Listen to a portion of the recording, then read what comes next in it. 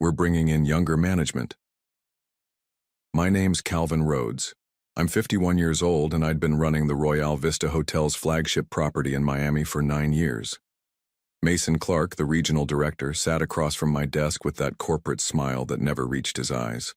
Behind him stood Trevor Sims, 28 years old, fresh MBA, probably making half what I made. Cost efficiency is key in today's market, Mason continued, sliding a folder across my mahogany desk. You've done excellent work here, Calvin, but we need to adapt. I looked at the severance package. 2 weeks' notice, standard exit clause. Nothing vindictive, just cold business math. The Champions League final was scheduled in London in 14 days. Our Miami property had been booked solid for months with overflow guests, UEFA representatives, international media, and corporate sponsors who couldn't secure London accommodations. The transition should be seamless, Mason said. Trevor here has experience with high-volume operations. Trevor nodded eagerly. Kid probably thought managing a Marriott in Orlando qualified him for this. I'd been handling diplomatic guests, celebrities, and crisis management since before he graduated college. But I didn't say that. I just nodded. When do you need me out? I asked. End of this week would be ideal.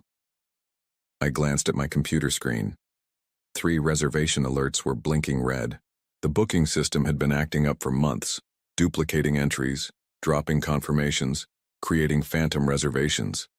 I'd developed a workaround script that ran every morning, manually syncing our third-party platforms with the main database. Without it, we'd have chaos. I'll need to brief Trevor on the operational systems, I said. Mason waved his hand. He'll figure it out. These younger managers adapt quickly to technology. That's when I knew they were going to learn the hard way. I spent the next 3 days cleaning out my office, handing over key cards, and watching Trevor take notes on guest protocols. He asked about VIP preferences, staff schedules, and vendor contracts. Standard stuff. He never asked about the reservation system fixes. On my last day, I sat in my car in the parking lot for 20 minutes, watching the staff through the lobby windows. These people had trusted me for nearly a decade. I'd gotten them through hurricanes, economic downturns, and corporate restructures. Now they'd have to figure out Trevor's leadership style. I turned the key and drove away. What they didn't know was that my custom script would stop running in 72 hours. The system would revert to its default settings, and all those manual fixes I'd been making would disappear. By the time final week bookings were confirmed for the Champions League overflow, none of the updates would stick. But that wasn't my problem anymore. I'd started with Royale Vista Hotels 12 years ago as an assistant manager in Atlanta, worked my way up through Richmond, Nashville, and finally landed the Miami flagship. This wasn't just a job for me. My wife, Patricia, had died 4 years ago from cancer, and the hotel had become my life. 60-hour weeks, holidays on site, emergency calls at 3 a.m. I'd sacrificed everything to build this property's reputation. Under my management, we'd hosted 3 presidential visits, countless celebrity weddings, and major corporate events. Our guest satisfaction scores consistently ranked in the top 5% nationwide. Revenue had increased 37% during my tenure. I knew every guest's preferences, every staff member's family situation, every vendor's delivery schedule. The reservation system had been a nightmare since corporate upgraded it 18 months ago. The new software couldn't properly sync with booking platforms like Expedia, Hotels.com, and our corporate website. Rooms would get double booked, confirmations would vanish, and VIP suites would suddenly show as unavailable despite being empty. I'd brought this to Mason's attention repeatedly. His response was always the same. Work with what we have, Calvin. A new system isn't in the budget. So I taught myself basic coding, spent weekends writing a script that would catch discrepancies, flag phantom bookings, and manually sync the databases every morning at 6 a.m. It wasn't elegant, but it worked.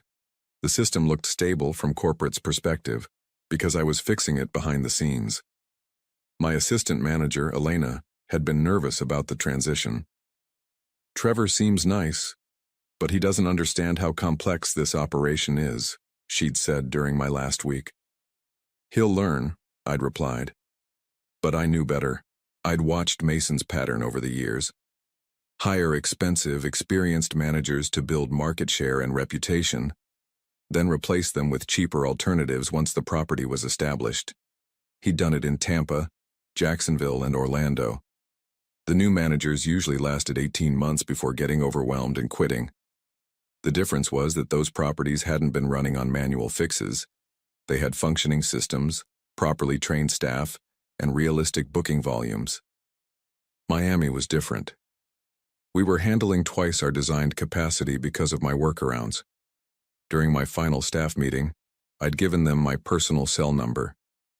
If anything comes up that you can't handle through normal channels, call me, I'd said. Elena had hugged me at the door. This place won't be the same without you. I'd spent 9 years building relationships with tour operators, travel agents, and corporate accounts. They trusted me personally, not just the Royale Vista brand. Many of them had my direct line and expected me to handle their special requests personally. Trevor would find that out soon enough. The first call came on Tuesday morning, 5 days after I'd left. Elena's voice was strained. Calvin, I'm sorry to bother you, but we have a problem with the Champions League bookings. I was in my kitchen, drinking coffee and reading the news.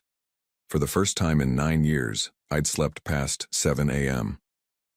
What kind of problem? I asked. The system is showing conflicting reservations. We have 43 VIP suites booked for the same dates, but we only have 31 VIP suites total. Trevor says it's just a display error. I closed my eyes. My script hadn't run in 5 days. The system was reverting to its broken default state. Have you tried running a manual sync? I asked. Trevor doesn't know what that means. He said corporate will send a tech team next week. Next week would be too late. The Champions League final was in 9 days. Guests would start arriving on Friday. Elena, you need to check every single reservation manually. Cross-reference the confirmation numbers with the actual room assignments. Trevor said not to worry about it. He thinks I'm overreacting. I hung up and stared out my window. Part of me wanted to drive over there and fix it myself. But I'd been dismissed, replaced by someone who thought experience was overpriced and problems would solve themselves. The second call came on Thursday. This time it was Trevor. Calvin, hi. Elena mentioned you might know something about our booking system. We're having some minor discrepancies. Minor discrepancies. I almost laughed. What exactly are you seeing? I asked. Well, some of our Champions League guests seem to be double booked. Not a big deal. We'll just move them to comparable rooms. How many double bookings? Maybe 60 or 70. The system shows available inventory, so we should be fine. 60 or 70. The kid had no idea what was coming. Trevor, you need to understand something. The available inventory numbers aren't accurate. The system has been broken for over a year. I was fixing it manually every morning. Oh, well, corporate should have documentation on that. Corporate doesn't know. I developed the fix myself, on my own time. Long pause. So how do I fix it? You'd need to manually audit every single reservation, check for duplicates, verify room assignments, and cross-reference with all third-party platforms. It would take about 40 hours if you knew what you were doing. 40 hours? The guests start arriving tomorrow. I sat there listening to him breathe. This was the moment. I could help him, drive over there, fix the mess, and save everyone's weekend. Or I could let them see what the hotel looked like without me. I'm sorry, Trevor, I'm not an employee anymore. I hung up and turned off my phone. Friday morning at 11 a.m., my doorbell rang. I was in my garage, organizing tools I hadn't touched in years. Mason Clark stood on my front porch in a wrinkled suit, looking like he hadn't slept. Calvin, we need to talk. I leaned against my doorframe.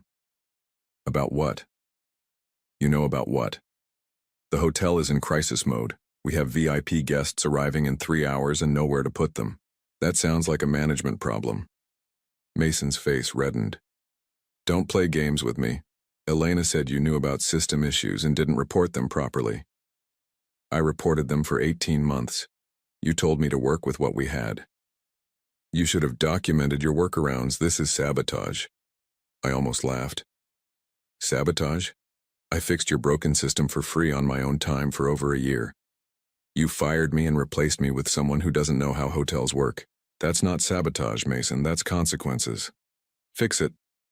I'm not your employee. I'll rehire you. Temporary basis, full salary. I looked at him standing there, desperate, probably calculating how much this disaster was going to cost him personally. His precious Champions League partnership was about to evaporate because he'd thought experience was replaceable. No thanks. Mason stepped closer. Calvin, be reasonable. This affects innocent people, staff members, guests who did nothing wrong. You should have thought about that before you decided I was too expensive. I started to close the door, but Mason grabbed it. I'll call corporate. Tell them you deliberately withheld critical operational information. Go ahead. My severance agreement includes a non-disparagement clause. Works both ways, Mason. You accuse me of anything, and I'll tell corporate exactly how long you've known about the system failures. His hand dropped from the door. You want to destroy me. I don't want anything from you, I just want to be left alone. I closed the door and went back to my garage. Through the window, I watched Mason stand on my porch for 5 more minutes before walking to his car. 20 minutes later, my phone started ringing. Unknown numbers, probably corporate executives or angry guests. I let them all go to voicemail. By 2 p.m., the calls had become constant. I finally listened to one of the messages, a heavily accented voice, probably UEFA's travel coordinator, speaking rapidly about missing reservations and legal obligations. I deleted it without finishing. At 4 p.m., Elena called from her personal phone. Calvin, it's worse than we thought. The lobby is full of people with confirmation numbers for rooms that don't exist. Trevor locked himself in the office. Mason is screaming at everyone. Some of the guests are threatening lawsuits. How many people are affected? Over 200. Corporate executives, UEFA officials, international press. They're all here for the Champions League coverage. Some of them flew in from Europe specifically because we guaranteed accommodations. I could hear shouting in the background, multiple voices, different languages. What's Trevor doing? He called corporate, but it's Friday afternoon. Nobody's answering. He tried to manually reassign rooms, but he doesn't understand how the system works. He's made it worse. Made it worse how? He accidentally canceled reservations for guests who are already checked in. Now we have people who were told their rooms are gone, even though they've been here for 3 days. The kid had panicked and started randomly clicking buttons. Classic mistake. Elena, I'm sorry you're dealing with this. Can't you come in? Just for today? The staff respects you. Maybe you could calm things down. I looked out my window at the palm trees swaying in the afternoon breeze. For 9 years, every Friday afternoon had been spent preparing for weekend arrivals, checking VIP protocols, confirming special requests. Now I was watching birds and thinking about dinner plans. I can't do that, Elena. Why not? Because the moment I walk through that door, Mason will claim I'm responsible for fixing this. I'll be working weekends again, handling crisis calls, covering for broken systems. And the next time they want to cut costs, I'll be right back where I started. So you're just going to let it burn? I'm not letting anything burn, I just stopped putting out fires that weren't mine. Saturday morning, I woke up to 17 missed calls and 43 text messages. I made coffee and read through them slowly. Elena. Calvin, please call me, it's an emergency. Unknown number. This is Gerald Hoffman from UEFA Events Management. We need to speak immediately. Mason. Answer your damn phone. Trevor. I'm begging you, please help us. The last text was from Patricia's sister, Julia, who lived in Tampa. Saw the news about your old hotel. Looks like chaos. Hope you're okay. News? I turned on my laptop and searched for Royale Vista Miami Champions League.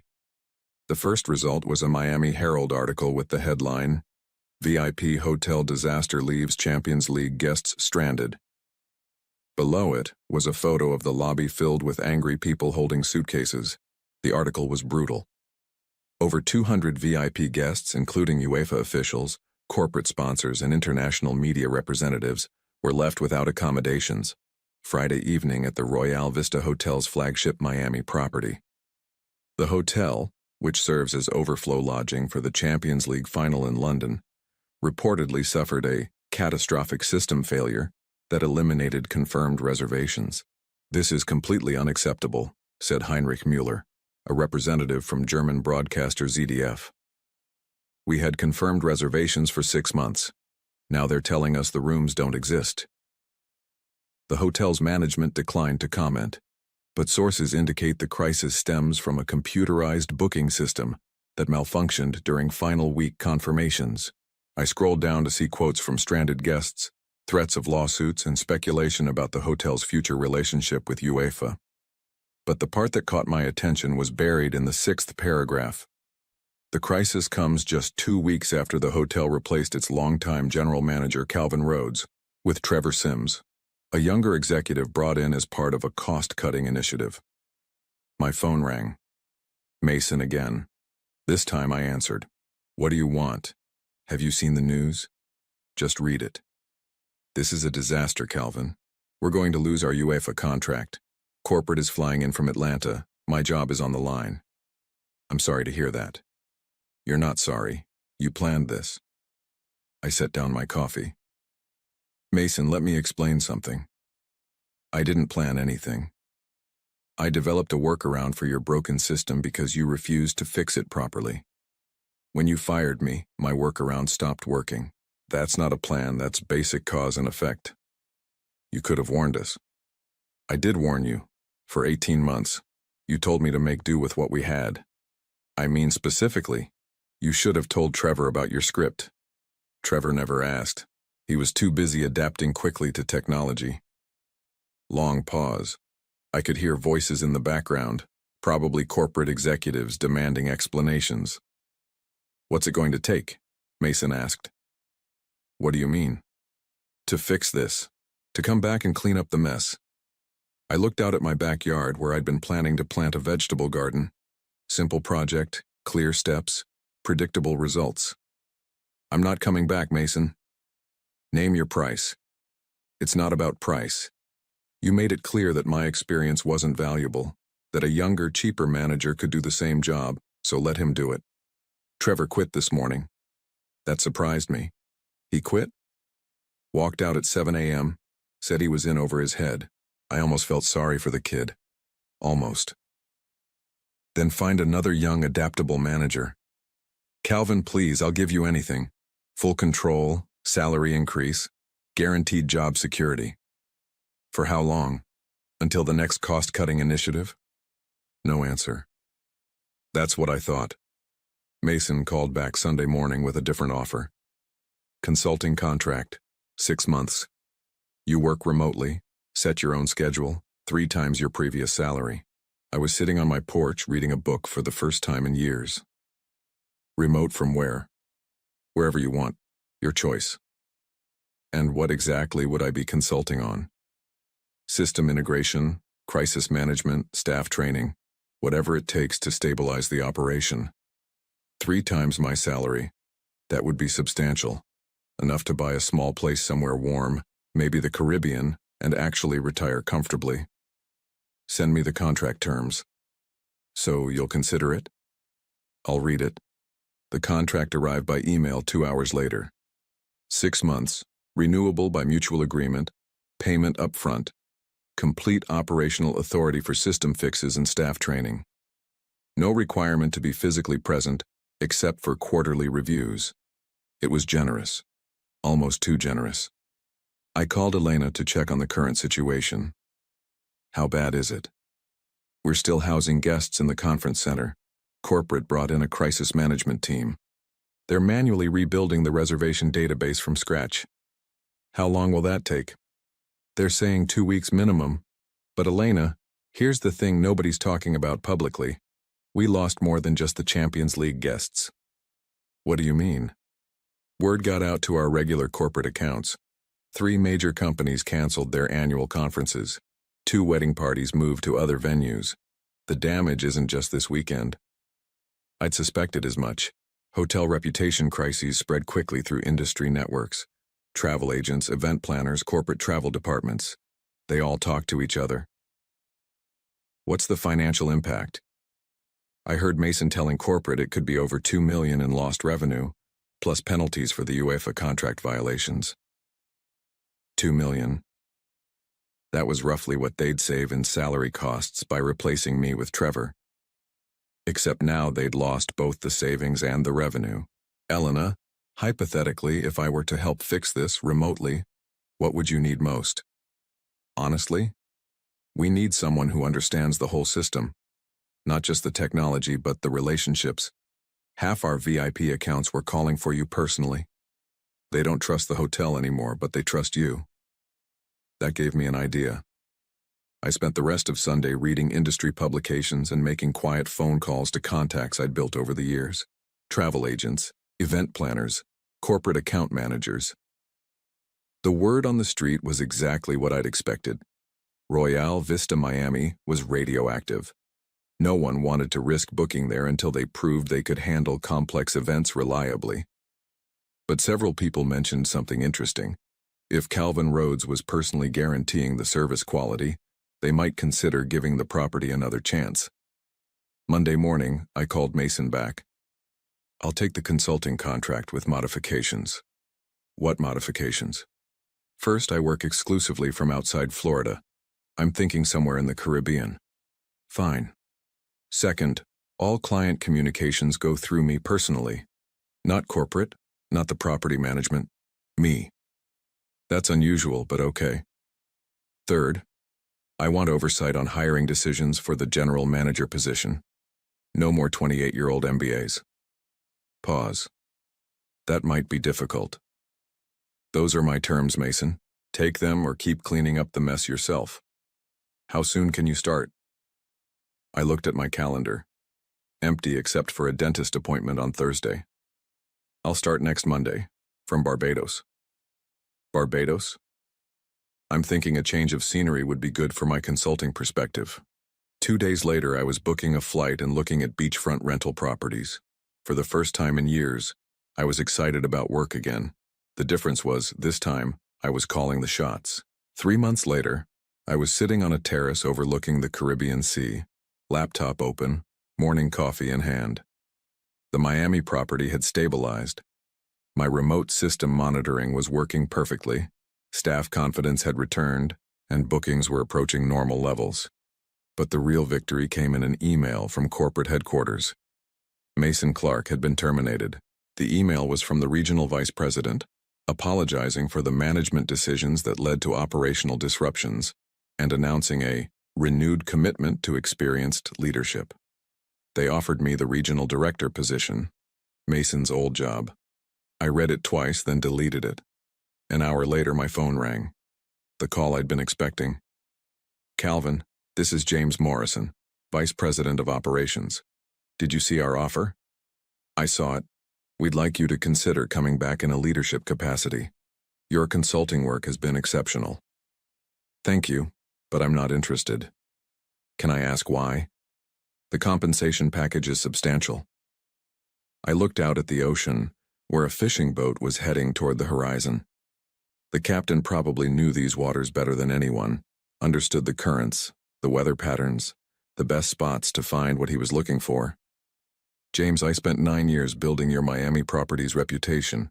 When you decided experience was too expensive, you nearly destroyed it in one weekend. Now you want me to fix the whole region? We've learned from our mistakes. Have you? Or are you just scared of the next crisis? What would it take to get you back? Nothing. I'm exactly where I want to be. I hung up and opened my real estate app. There was a small hotel for sale in Barbados, 28 rooms, beachfront location, owner retiring. The price was reasonable, especially with my consulting income. For the first time in my career, I'd be working for myself. 6 months later, I owned the Sunset Bay Hotel in Barbados. 15 staff members, mostly locals who'd worked in hospitality for decades. No corporate headquarters, no cost-cutting initiatives, no regional directors telling me how to run my business. The phone rang one afternoon while I was reviewing reservation reports. Elena's number. Calvin, I have news. Good news or bad news? Good news. We're finally back to full capacity. The Champions League disaster is ancient history. New general manager is working out well. That's great, Elena. There's something else. Mason tried to get a job with Marriott in Orlando. They called me for a reference. And I told them the truth about the system failures, the firing, everything that happened. What did they say? They thanked me and said they'd found another candidate. I smiled. Hotel management was a small world. Word traveled fast. Elena, can I ask you something? Sure. Do you ever miss the chaos? She laughed. Never. We have boring, predictable operations now. It's wonderful. That evening, I walked down to the beach behind my hotel. 3 guests were having dinner on the terrace, a couple from Canada celebrating their anniversary. I'd personally arranged for fresh lobster from a local fisherman and champagne from my wine selection. Simple hospitality, personal service, no corporate protocols or profit margins to worry about. My phone buzzed with a text from Julia. Saw the article about your hotel in Travel and Leisure. Mom would be proud. I looked back at my small property, lights glowing warmly in the tropical evening. 28 rooms, but each one mattered. Each guest was my personal responsibility. I'd spent 9 years building someone else's dream. Now I was living my own.